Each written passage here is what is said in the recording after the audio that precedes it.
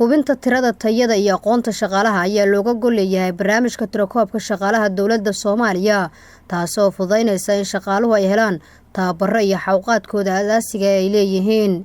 Ra'iisul Wasaaraha Xukuumadda Federaalka Soomaaliya Mudane Xasan Cali Khayre ayaa maanta ka qayb galay isla markaana daafuray barnaamijka tirakoobka shaqaalaha dowladda oo tiro ahaan gaaraya 5,500 waxaana soo qaban qaabisay Wasaaradda Shaqada iyo Arrimaha Bulshada Soomaaliya. Hanti dhowraha guud ee qaranka iyo gudoomiyaha guddiga shaqaalaha rayidka oo munaasabada si wadajir ah uga hadlay ayaa sharaxaad ka bixiyay ahmiyadda ay shaqaalaha u leedahay tirakoobkan lagu sameynayo. ay fasax gali lahaayeen wali ma helaan midaas waxa kale oo jira dad bukaan ah oo aanan awoodin inay shaqeeyaan oo iyaga wali ku dhiban maalin walba xafiis yimaada ayadana waa in loo helaa dadkaasi sidii ay wax loogu qaban lahaa ayna guryahoodii iyo reerkoodii u joogi lahaayeen. inta kale bulshada lagu wareerinayo oo ah in shaqaale la eriyayo ama wax laga sameynayo taa inaysan hay'ad loo xilsaaray inay tiro koobto iyo hay'adaha kale ee dawladda ee la shaqeynaya ay kaliya yihiin in la tirikoobo la hubiyo galalkaas shaqaalaha wixii ku jira haddii ay jiraan wax naga qaldiyihiin talana laga siiyo go'aankeedana dawladda iyo xukuumadda ay u yaalaa. Wasiirka Shaqada iyo Arrimaha Bulshada ee Xukuumadda Soomaaliya Saalax Axmed Jaamac ayaa xusay in tirakoobka shaqaalaha uu siin doono xawqaad badan oo hadda ka maqan.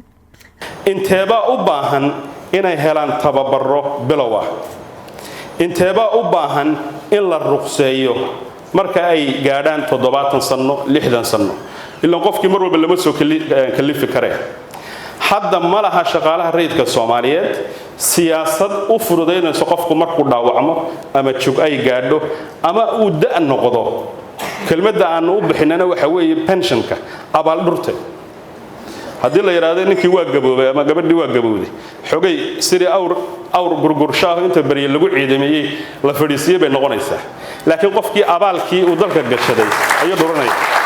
Ra'iisul Wasaaraha Xukuumadda Federaalka Soomaaliya Mudane Xasan Cali Khayre oo furay munaasabada daafurka tirakoobka shaqaalaha ayaa tilmaamay in dib u habeynta lagu sameynayo shaqaalaha dowladda uu qayb ka yahay barnaamijka isla xisaabtanka iyo la dagaalanka musuqa oo tiir dhaxaad u ah Xukuumadda Federaalka Soomaaliya.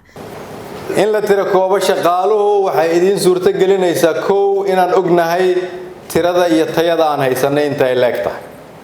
labo inaan u diyaar garowno inaan sii dhisno tayada loo baahan yahay. saddex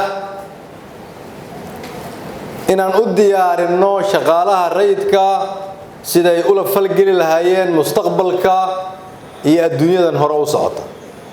afar inaan nahay dawlad ka dhabeynaysa arrimaha ugu muhiimsan oo ahmiyadda siino oo ah isla xisaabtan.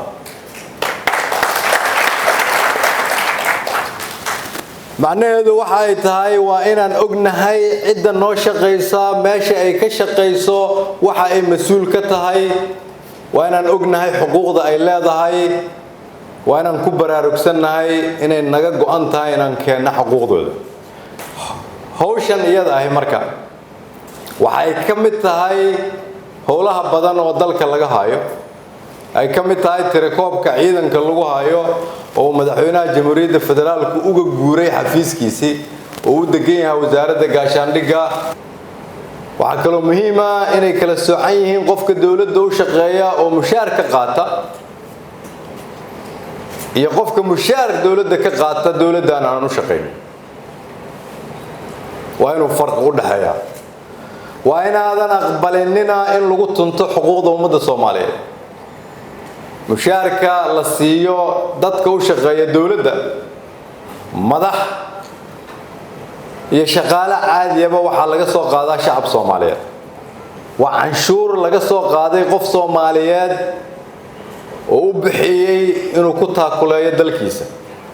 qofkaasi waxa uu rabaa laba arrin. koow in canshuurtaas lagu guto waajibkii loogu talagalay iyadoo macnaheedu ay tahay ammaanadii loo dhiibay inaan uga soo baxno sida ay tahay. barnaamijkan lagu tirakoobayo shaqaalaha dowladda ayaa ah mid ahmiyad u leh Xukuumadda Soomaaliya oo doonaysa inay tayeeso shaqaalaha dowladda oo lafdhabar u ah adeegyada ay dowladdu u hayso shacabka Soomaaliyeed. Nasr Bashiir Cali, warbaahinta qaranka, magaalada Muqdisho.